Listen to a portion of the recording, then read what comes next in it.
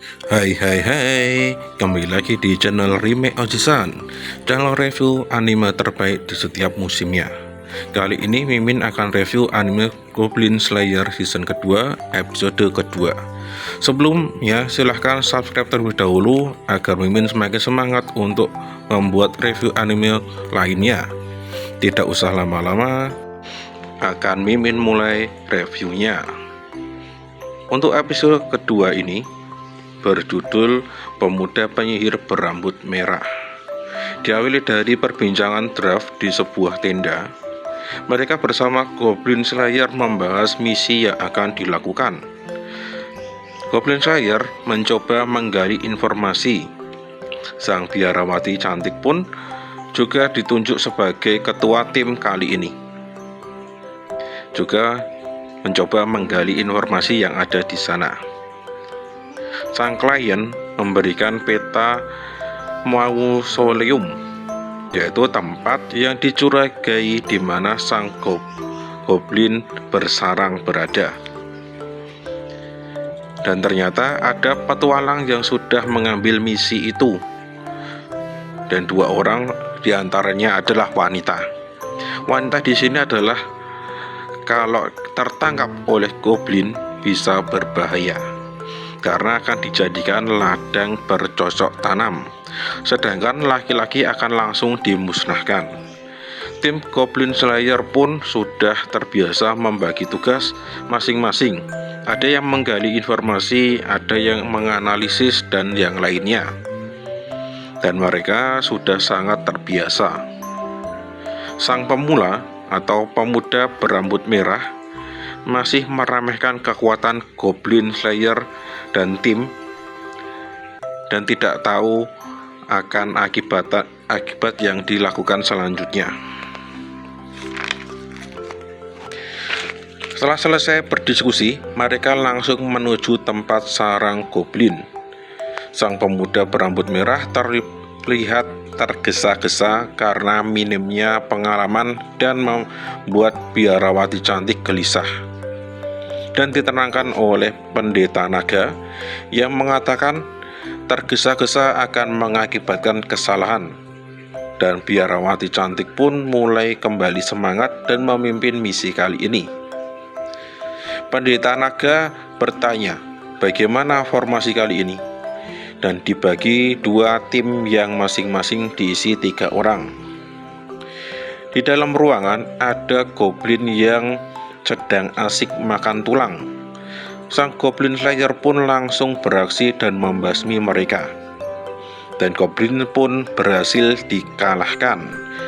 Tetapi pemuda berambut merah malah tidak suka karena dirasa gerakannya terlalu lambat.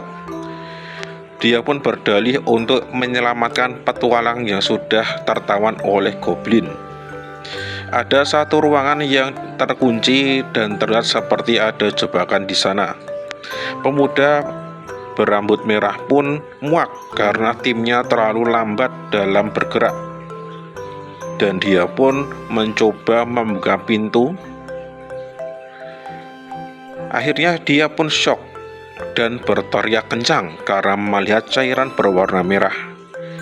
Itulah yang menjadikan alarm untuk para goblin bahwa ada penyusup yang masuk ke sarangnya, dan dia dapat dipastikan goblin akan menyerbu ke lokasi sumber suara tadi. Tim pun mulai bersiaga, dan ketika bersiaga, tidak lama kemudian mereka mendengar suara teriakan dari seorang wanita. Pemuda berambut merah langsung datang tanpa berpikir panjang. Dia pun dilarang oleh biarawati cantik tetapi tidak mendengarkannya. Dia mendobrak pintu dan syok ketika melihat wanita yang ditawan oleh goblin, dan tanpa pikir panjang langsung merapalkan mantra untuk menghabisi goblin itu yang ada di dekat wanita. Goblin pun berhasil dikalahkan dalam satu serangan, dan dia mencoba membuka ikatan yang akan menyelamatkan wanita itu. Dia pun belum tersadar kalau itu bagian jebakan dari goblin. Tidak lama kemudian muncul goblin raksasa dan kawanan-kawanan goblin lain yang siap menyerangnya. Dia pun tersadar kalau itu adalah jebakan dan berteriak sangat keras untuk jangan mendekat. Tetapi itu sudah terlambat. Tim Goblin Slayer sudah ada di belakangnya dan mulai mengalahkan goblin satu persatu. Pertaruhan sengit pun dimulai. Karena tim Goblin Slayer kalah jumlah, mereka harus bergerak cepat untuk menyelamatkan wanita yang ditawan tadi. Dan mereka merencanakan untuk pindah tempat agar goblin tidak berdatangan dengan jumlah yang lebih besar lagi. Dan Goblin Slayer berencana untuk mencegah pergerakan goblin raksasa yang disebut troll. Biarawati cantik mulai merapalkan mantra cahaya yang menyebabkan silau. Sambil pergi dan menghabisi goblin, Goblin Slayer mulai bertarung dengan troll. Dia melempar cairan minyak dan menyulutkan api, dan membuat satu ruangan mulai terbakar. Mereka pun berlari untuk menghindari sementara gerombolan goblin di ruangan tadi. Karena sifat dari goblin adalah keroyokan, maka harus segera pindah tempat. Sambil mengurangi jumlah goblin yang dijumpainya, mereka pun istirahat sejenak di ruangan. Dan ternyata dikejar oleh troll si goblin raksasa tadi yang sudah terbakar di bagian kepala. Goblin Slayer pun menyusun rencana. Dia mulai merapalkan mantra oleh biarawati cantik yang menghasilkan cahaya super silau. Dilanjutkan oleh Dwarf merapalkan mantra hujan. Api pun di tubuh troll bisa dipadamkan. Dan Goblin Slayer melemparkan sesuatu ke tubuh troll yang membuatnya mulai membeku.